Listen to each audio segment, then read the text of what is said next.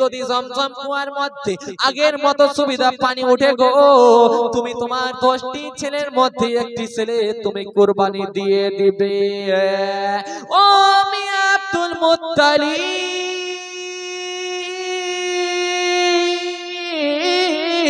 তুমি তোমার 10টি ছেলের মধ্যে একটি ছেলেরে কুরবানি দিয়ে দাও।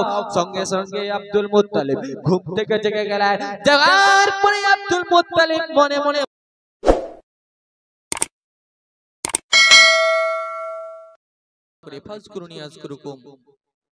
তোমরা আমার জিকির করো। বেরদম ইসলাম আমাদেরকে ফলো করতে হবে।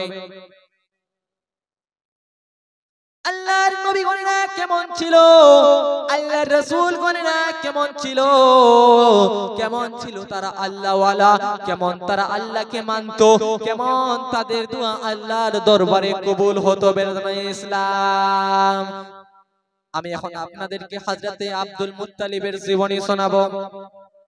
আমার বিশ্বের নবীর দাদা হযরতে আব্দুল মুত্তালিব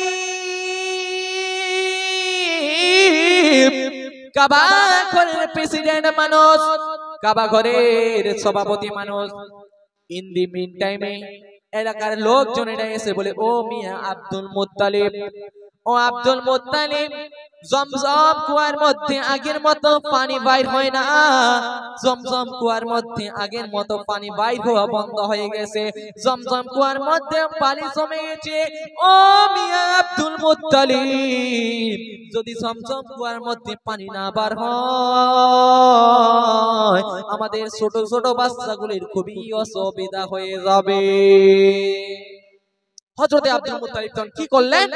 হযরতে আব্দুল মুত্তালিব ওই জমজম কুয়া পরিষ্কার করে দিলেন। পরিষ্কার করে দেওয়ার পরে জমজম কুয়ার মধ্যে আবার আগের মতো সঠিক পানি বাইর হইতেছিল, কিন্তু প্রথমের মতো ভালো মতো পানি বাইর হয় না।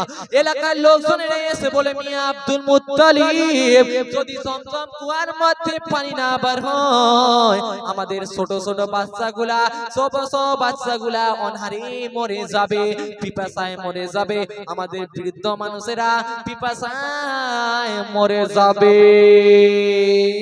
পিপাসায় মরে যাবে। আমার হযরতে আব্দুল মুত্তালিব কাবা ঘরের সামনে গিয়ে কাবা ঘরের উপরে হাত রেখে মান্নত করলেন, ওগো আল্লাহ, যদি জমজম কুয়ার মধ্যে যদি আগের মতো সুবিধা পানি বাইর হয়, আমি হযরতে আব্দুল মুত্তালিব আমার 10টি ছেলের মধ্যে আমি একটি ছেলেরে কাবা ঘরের সামনে কুরবানি দিয়ে দেব। কাবা ঘরের সামনে কুরবানি দিয়ে দিব। হযরতে আব্দুল মুত্তালিব যখনই এটা দোয়া করলেন, আল্লাহর দরবারে দোয়া কবুল হয়ে গেল। কবুল হওয়ার সঙ্গে সঙ্গে জমজম কুয়ার মধ্যে আগে এর মতো সুবিধা পানি উঠতে লাগলো। হযরতে আব্দুল মুত্তালিব বেচারা খুবই টেনশনে ছিলেন।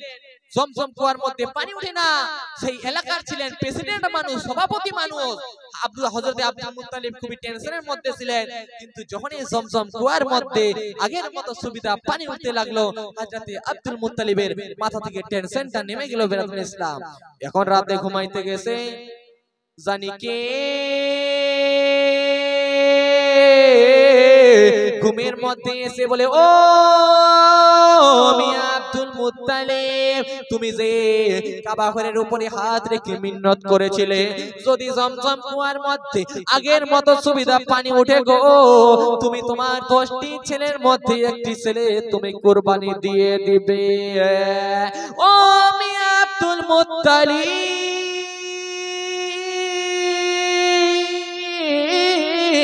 তুমি তোমার 10টি ছেলের মধ্যে একটি ছেলেরে কুরবানি দিয়ে দাও। সঙ্গে সঙ্গে আব্দুল মুত্তালিব ঘুম থেকে জেগে গেলেন। জাগার পরে আব্দুল মুত্তালিব মনে মনে ভাবে, পুরো দিনের মধ্যে এগুলা আমি ভেবেছি, পুরো দিনের মধ্যে এগুলা আমি আমার মনে নিয়ে এসেছি, তাই জন্য বোধহয় আমি স্বপ্ন দেখতেছি, না হলে আমার মনে সহনা হয়ে গেছে, আমি বোধহয় স্বপ্ন দেখতেছি। বাবা বলেন, আমার যখন আমাদের বাড়ির ছোট ছোট বাচ্চাগুলো তখন সাইকেল চালাতে শেখে, দিনে কিন্তু সাইকেল চালায়, রাতে কিন্তু ঘুমের মধ্যে সাইকেল চালায়, একদিকে মায়ের লাথি দেয় আর একদিকে বাবার লাথি দেয়। তাদের পুরো মনের মধ্যে সহনা হয়ে যায় কি আমি বোধহয় সাইকেল চালাচ্ছি। তেমনি সেটা আব্দুল মুত্তালিব মনে মনে ভাবলেন বোধহয় এটা আমার সহনা হয়ে গেছে বেরাদুল ইসলাম। তখন হযরতে আব্দুল মুত্তালিব পরের দিন রাতে আবার রাতে ঘুমাইতে গেছে। রাতে ঘুমাইতে গেছে, আবার স্বপ্নের মধ্যে একজন লোক এসে বলে মিয়া আব্দুল মুত্তালিব তোর মান্নাত পুরা হয়ে গেছে, এবার তোর 10টি ছেলের মধ্যে একটি ছেলের কুরবানি দিয়ে দে। কিন্তু না, আব্দুল মুত্তালিব তখন না। 3 নাম্বার রাতের দিন, তৃতীয় দিন এসে বলে ও মিয়া আব্দুল মুত্তালিব এবার তোমাকে লাস্টবারের মতো বলে যাচ্ছি, তুমি যদি তোমার 10টি ছেলের মধ্যে একটি ছেলের কুরবানি না দাও, তোমার একটি ছেলের জন্য তোমার 10টি ছেলে মারা যাওয়ার সম্ভাবনা আছে।